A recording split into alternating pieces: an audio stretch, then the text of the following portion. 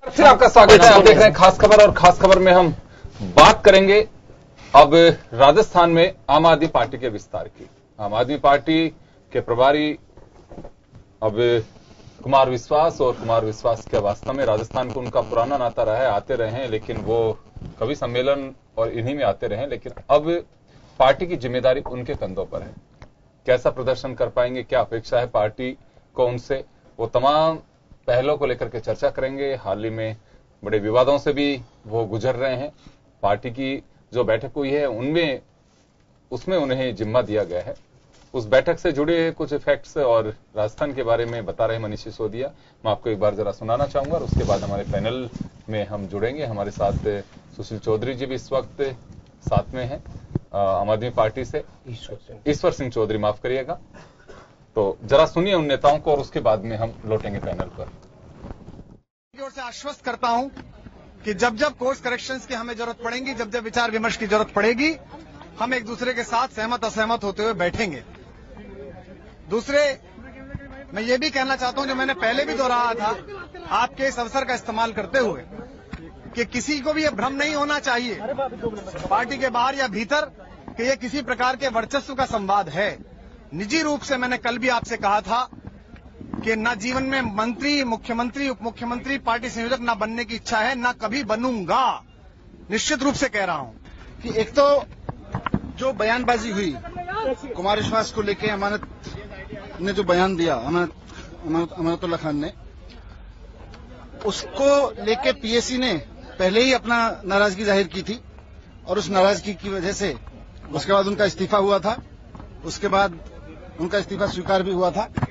अभी निर्णय लिया गया है कि अमानतुल्लाह खान को पार्टी की मेंबरशिप से सस्पेंड किया जा रहा है, और उनके इस एक्शन, उनकी जो बयानबाजी थी, उसको लेके एक कमेटी बनाई गई है। तो अभी सुना आपने, कुमार विश्वास पार्टी जो जिम्मेदारी देगी वो निभाएंगे, और मनीष सिसोदिया कह रहे हैं कि राजस्थान आने वाले दिनों में चुनाव होगा, और कुमार की सारी जो कहें कि मार्गदर्शन राजस्थान के कार्यकर्ताओं को मिलेगा, वो हमारे बड़ा चेहरा है और वहां मजबूती के साथ संगठन खड़ा करेंगे। चलिए ईश्वर सिंह जी, मैं आपसे ही सबसे पहले जानना चाहूंगा कि आम आदमी पार्टी अभी कोई ऐसे दौर से नहीं गुजरी राजस्थान में कि जिसकी वजह से कहा जा सके कितना नफा रहा, कितना नुकसान रहा। आप लोगों ने पिछले पार्लियामेंट इलेक्शन में जरूर कुछ जगह पे अपने चेहरे उतारे।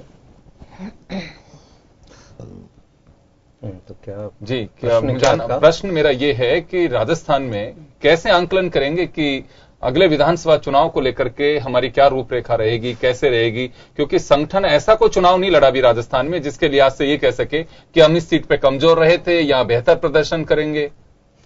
वो तो हमारी पार्टी पहली बार विधानसभा चुनाव लड़ेगी, तैयारियां हमारी चल रही हैं। कुमार विश्वास के आने से कार्यकर्ताओं में और जोश आएगा जी, और हम प्लानिंग करेंगे, चुनाव लड़ेंगे। मनीष सिसोदिया थे अभी आपके हाली प्रभारी।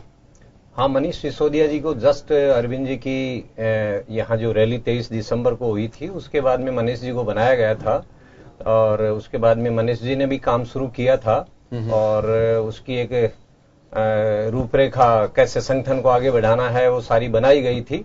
उसी लाइन पे अब कुमार विश्वास आएंगे। ये तो परिवर्तन तो होता रहता है। मनीष जी के कंधों पे दिल्ली के डिप्टी सीएम का भी भार है, तो इसलिए कुमार विश्वास को बनाया गया है। तो मैं समझता हूं और अच्छा रहेगा, क्योंकि वो समय ज्यादा दे पाएंगे।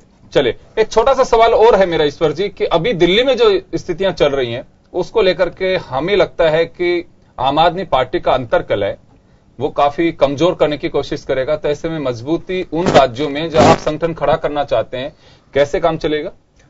नहीं, अंतरकलह कोई है नहीं वैसे देखा जाए।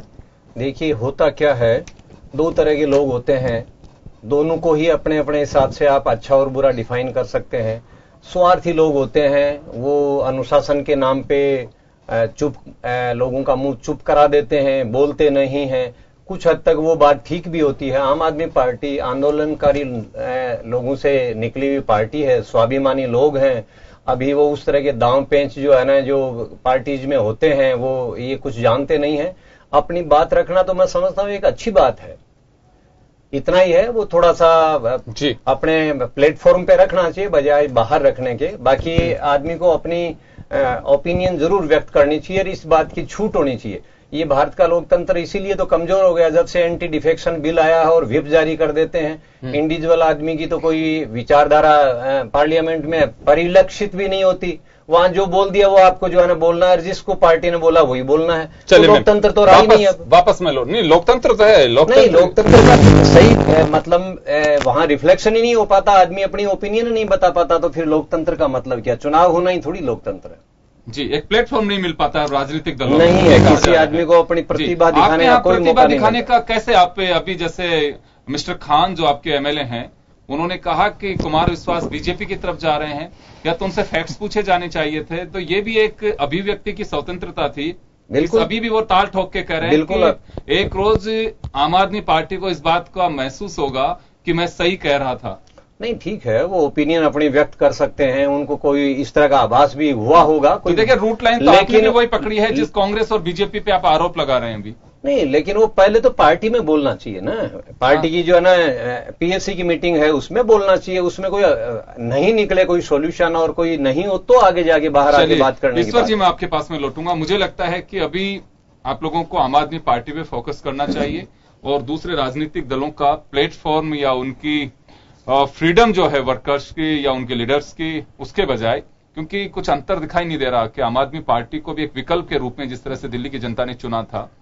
खैर, अर्चना जी, राजस्थान को हम देखें यूं, अगर पॉलिटिकल दृष्टि से तीसरी पार्टी कितनी सूट करती है यहाँ पे? देखिए योगिन जी, आप तो खुद बहुत लंबा अनुभव है आपको राजस्थान की राजनीति के बारे में। मुझे लगता है बाय पार्टी सिस्टम से ही डोमिनेटेड है राजस्थान की पार्टी। अभी कोई थर्ड पार्टी का इतना डोमिनेंस यहाँ पर देखने को नहीं मिलता।